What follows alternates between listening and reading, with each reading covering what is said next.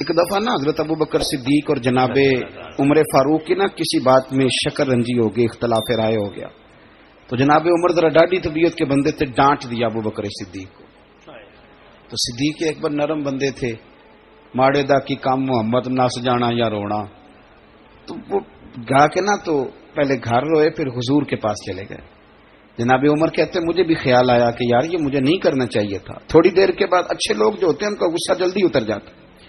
کہتے میں نے جا کے جناب صدیق اکبر کے دروازے پہ دستک دی تو پتہ چلا وہ تو گھر ہی نہیں، میں سمجھ گیا، میں ڈر گیا، میری ٹانگیں کانپنے لگی۔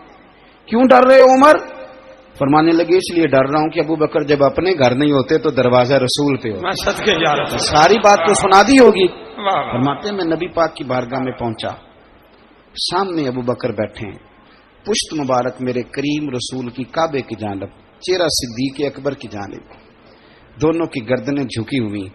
جناب عمر پاک فرماتے ہیں کہ میں بیٹھا تھا اور سوچ رہا تھا، سلام لی، جواب ملا، پر گردنیں نہیں اٹھائیں دونوں نے، مقدس گردنیں جھکی رہی۔ میں سوچ رہا تھا کہ اب حضور مجھے ڈانٹیں گے تو میں صدیق کے پیر پکڑوں گا، میں علی کو سفارشی بناؤں گا، میں منت کروں گا، لیکن کوئی بولے تو بات بنے نا۔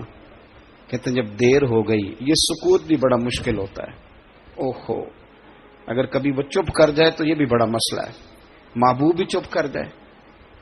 کہتے ہیں میں بڑا پریشان ہوا، جب میرا کلیجہ منہ کو آیا نا تو جناب عمر کہتے ہیں میں بولنے لگا تو آنسو میرے پہلے نکل گئے۔ اللہ اکبر۔ میں نے رو کے کہا سونیا بھول گیا تھا، میں گیا تھا ابو بکر کے گھر معافی مانگنے، پر یہ یہاں آ گئے۔ یہ میرے دوستو اسے میری تقریر نہ سمجھنا، میرے رسول پاک کے یہ اصل لفظ آپ کو کتاب میں ملیں گے، آپ طبقات ابن سعد اٹھا کے دیکھیں۔ جناب عمر کہتے ہیں میں نے عرض کی حضور میں نے غلطی سمجھ لی تھی، میں گیا تھا ابو بکر کے گھر حضور، میں بھول گیا تھا۔ فرماتے ہیں نبی پاک نے جب گردن مبارک اٹھائی تو حضور کی داڑھی آنسوؤں سے بھری ہوئی، اور لفظ کیا تھے؟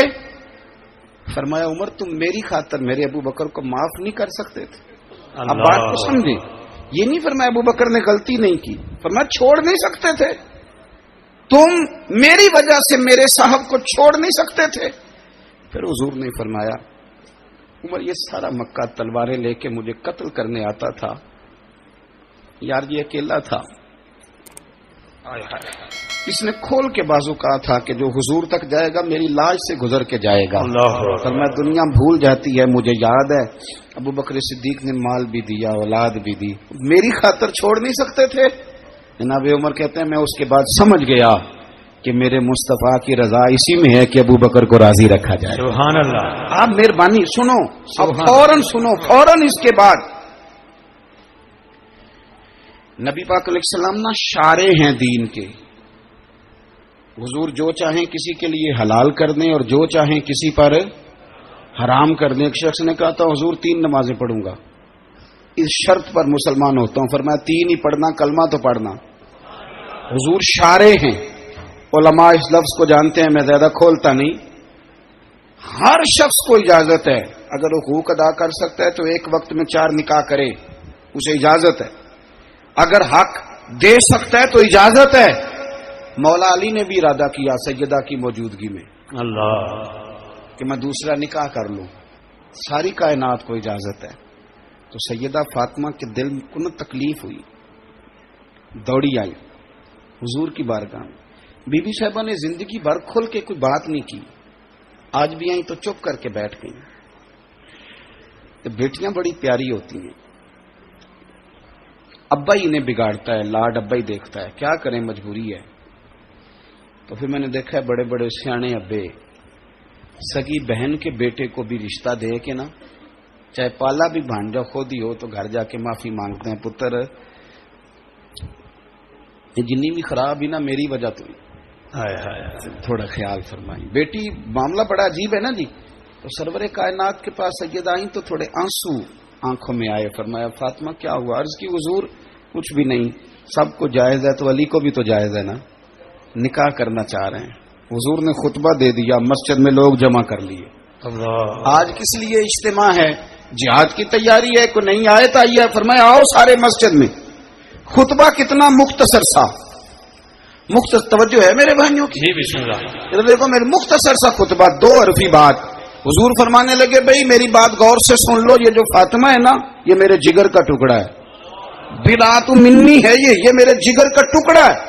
जिसने इसे राजी किया उसने मुझे राजी किया, और जिसने इसे नाराज किया उसने मुझे। खत्म हो गई बात, दो हरफी बात। हजरत मौला अली कहते हैं बाकी सारे एक दूसरे का मुंह देख रहे थे कि आज इस खुतबे की क्या जरूरत, तो मुझे तो समझ आ रही थी ना। शेर खुदा कहते हैं मैं चुपके से उठा और सैयदा के पास गया। मैंने कहा मैंने तो बात ही की थी, तू पहुंच ही गई है। कहते हैं इतनी देर में हुजूर भी आ गए। फरमाया अली सुन, सबके लिए दूसरा निकाह जायज है, पर जब तक मेरी फातिमा है तेरे लिए जायज नहीं। तू नहीं कर सकता, तेरे लिए जायज नहीं। जनाबे सिद्दीक अकबर के लिए रसूल पाक ने कहा मेरी वजह से छोड़ नहीं सकते थे, सैयदा पाक के लिए फरमाया जब तक मेरी बेटी है तेरे लिए जायज है। इधर सुनो, कुरान मजीद ने कहा कुल्ला असअलुकुम अलैहि अजरा। हम आयत तबर्रुक के लिए हमारे यहां पढ़ी जाती हैं और तबर्रुक के लिए सुनी जाती हैं। कायनात का बहुत बड़ा अदीब शायर सारे बंदे इकट्ठे कर ले तो जो दो लफ्ज कुरान पाक ने अहले बैत की शान के लिए कह दिए, मुकाबला नहीं हो सकता। बात को समझे। किसी दरवेश ने कहा था असला नाल जे नेकी करिए ते ओ नस्लां ताक नहीं भुल दे, ते बेअसलां नाल नेकी करिए ते फुल कंडियां नाल तुल दे। हुजूर ने बिल्कुल खोल के फरमाया कि औरतों से महज उनकी खूबसूरती की वजह से शादी ना करना, इसलिए कि खूबसूरती उनको हलाकत में डाल देगी। और फरमाया महज उनके माल की वजह से शादी ना करना, माल उनको सरकश बना देगा। या रसूलुल्लाह सल्लल्लाहु अलैहि वसल्लम फिर क्या करे? तो महबूब फरमाने लगे उनकी दीनदारी की वजह से उनसे शादी करना। और ये इब्ने माजा में लफ्ज मौजूद हैं, अल्लाह के महबूब अलैहिस्सलातु वस्सलाम फरमाने लगे कान में सुराख वाली काले रंग की बांदी अगर दीनदार हो तो तुम्हारे लिए बड़ी बेहतर है। बांदी हो, रंग स्याह हो, कान में सुराख हो, उससे निकाह कर लेना, शर्त यह है कि दीनदार हो।